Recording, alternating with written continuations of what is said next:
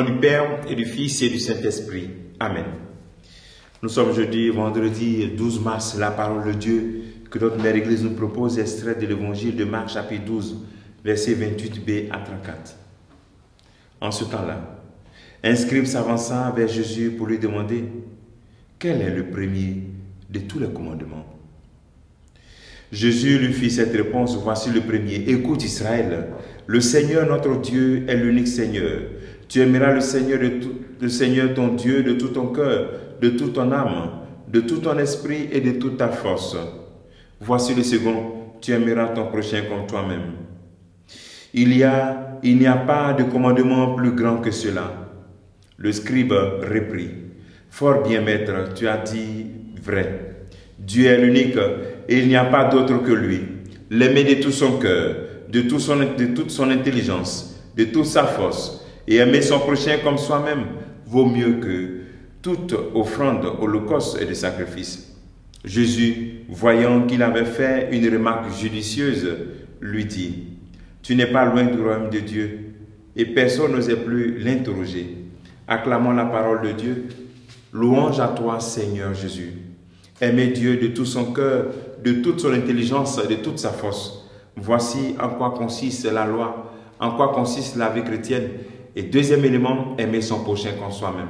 Le Christ a résumé cela dans le signe de la croix. Nous avons ce bois vertical et l'horizontal, l'amour de Dieu et l'amour de l'homme, l'amour du prochain. Mon frère, ma soeur bien-aimée dans le Christ, vaut mieux tout perdre pour aimer Dieu et aimer son prochain. Et le scribe qui a posé cette question renchérit pour dire qu'aucun sacrifice n'est si grand que ces deux commandements-là. Que cela, ça vaut mieux que toutes sortes d'offrandes.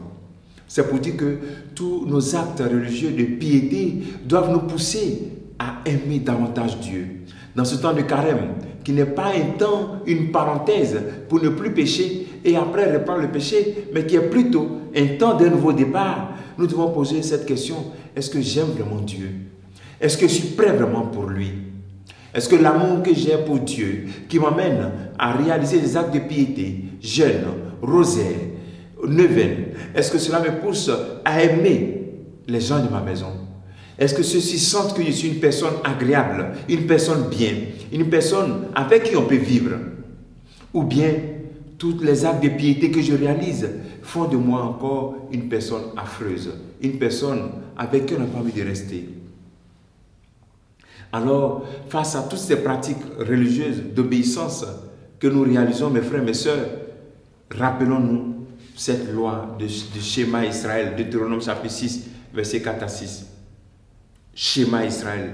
Les Juifs répétaient 3 fois cette parole dans la journée, matin, midi, soir. Écoute Israël, le Seigneur est ton Dieu, il est l'unique.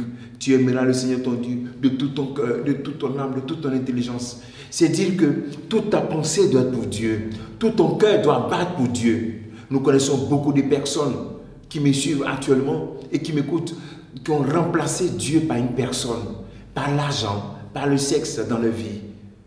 Dieu est irremplaçable. Dieu est irremplaçable. Dieu est irremplaçable. Je n'ai pas professé. Ma foi en Dieu est remplacée dans mon cœur. L'amour que j'ai pour Dieu par l'amour que j'ai pour une personne tierce, ou bien pour l'argent, ou bien pour le sexe, ou bien pour le pouvoir. Non. On ne m'a pas forcé à devenir chrétien. Être chrétien, cela engage. Être chrétien, cela exige de l'amour. Et je ne peux pas dire que j'aime Dieu. Et à la maison, mais tu es une personne vraiment invivable. Impossible de vivre avec moi. Mais ici, tout le temps, l'église, tout le temps, mais tout sortes de rosaires, tout sortes de chapelets. Mais, dans ma famille, dans ma cour, on ne sent pas cette charité. Ce n'est pas une question de différence de religion, mais c'est une question d'amour. Même si tu n'es pas la même religion que les membres de ta famille et que tu es une bonne personne, on sait et on voit. Mes frères, mes sœurs, notre foi doit nous pousser à des œuvres visibles, comme Jacques nous le dit. Nous demandons au Seigneur cette grâce au cours de cette journée, afin que tout notre cœur soit pour lui. Notre intelligence réfléchit constamment. Comment je vais faire pour aimer davantage Dieu? Comment je vais faire pour aimer davantage mon prochain? et que toutes mes énergies soient toujours pour garantir ces deux amours de ma vie, Dieu et celui avec qui je vis. Comme travail et comme expérience que tu peux faire en ce jour, pour toi, qu'est-ce qui est plus important dans la religion? Aimer Dieu et aimer son prochain. Comment tu vis réellement ta religion? Qu'est-ce qui est essentiel pour toi dans la religion? Que le Seigneur te bénisse, qu'il nous bénisse tous en ce jour. Au nom du Père et du Fils et du Saint-Esprit. Amen.